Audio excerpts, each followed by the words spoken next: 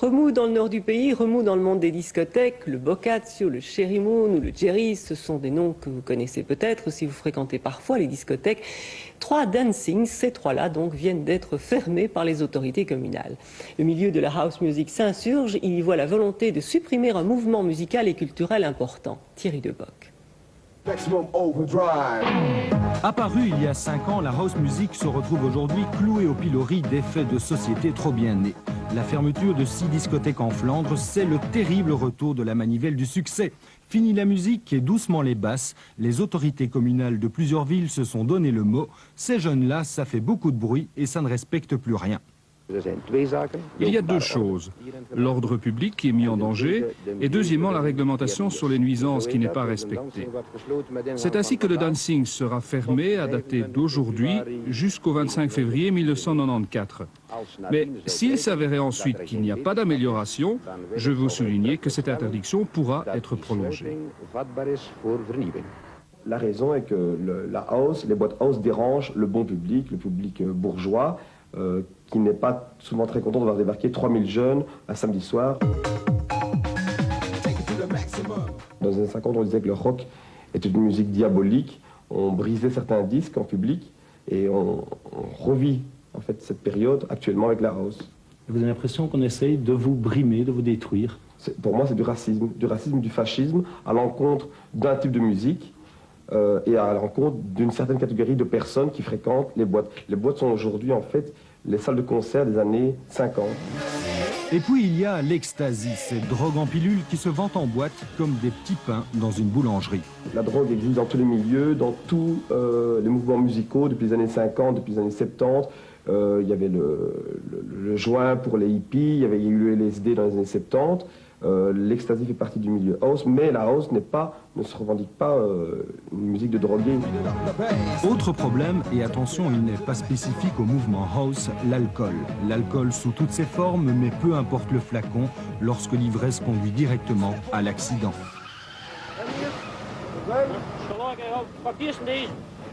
Il faut boire pour s'amuser? Pour moi, 9 fois sur 10, il faut boire pour s'amuser. Le bruit, la drogue, l'alcool, les accidents, la house music est un mouvement qui charrie dans son sillage de nombreux déchets. Mais ce n'est peut-être pas une raison pour viser sa suppression. L'histoire rappellera que plusieurs mouvements entrés en clandestinité y ont souvent retrouvé un nouveau souffle, une nouvelle vitalité. J'ai commencé le magazine en 92, en novembre 92, parce que il n'y avait rien comme support techno en Belgique. C'est-à-dire, il y avait des clubs qui marchaient en Belgique, comme le Boccaccio, de la Rocca déjà.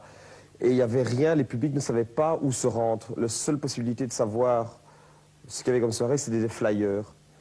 Et je me suis dit, pourquoi ne pas rassembler tous les flyers, pourquoi ne pas rassembler toutes les boîtes techno dans un seul magazine?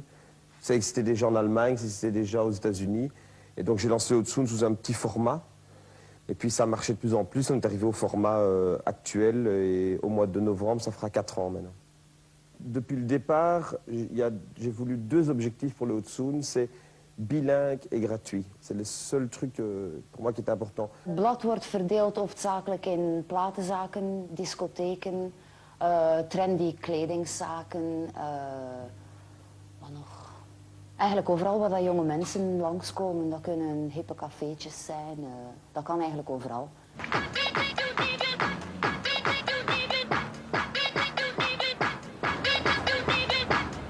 Attends, voilà, on est à BCM, c'est pour moi le seul magasin techno de Bruxelles. On y va.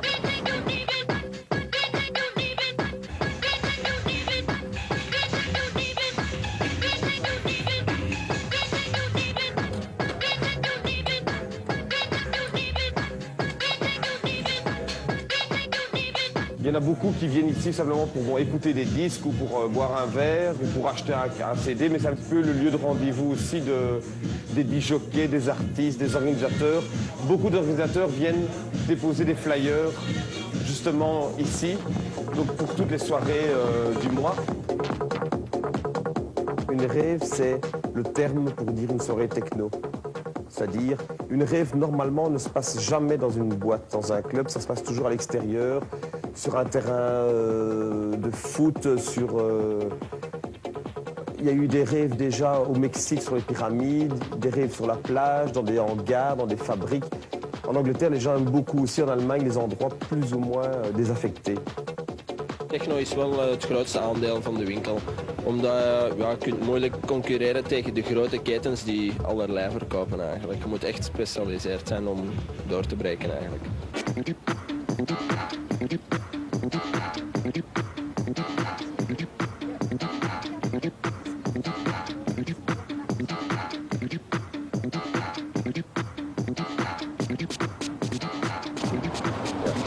Ça c'est techno, hein.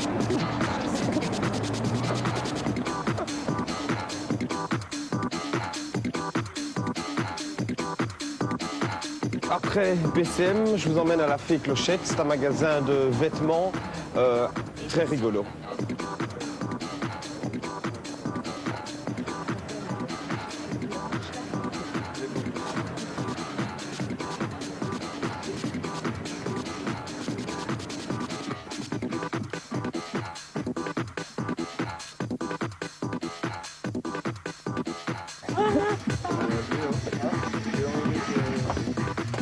Elles sont graves.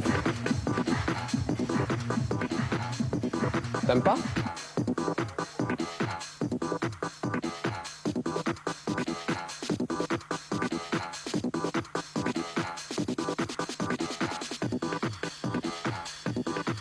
Zine, quelle est la particularité de la Fée Clochette? Eh bien ici, tu peux trouver un peu tous les vêtements, les accessoires qu'on ne trouve pas dans les autres magasins, à Londres et tout ça, qui sont plus ouverts et un peu plus fous, donc les gens aiment ça. Il y a des gens qui sont plus traditionnels, qui viennent pour certaines choses, comme des chaussures, des choses comme ça. Il y a beaucoup de gens qui viennent pour s'habiller, pour faire la fête, d'autres qui sont vraiment extravagants, qui viennent acheter des vêtements pour tous les jours. Il y a de tout, vraiment, il y a de tout.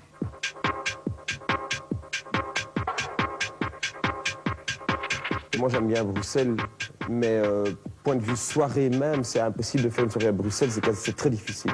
Très difficile. C'est les autorités qui sont là pour empêcher.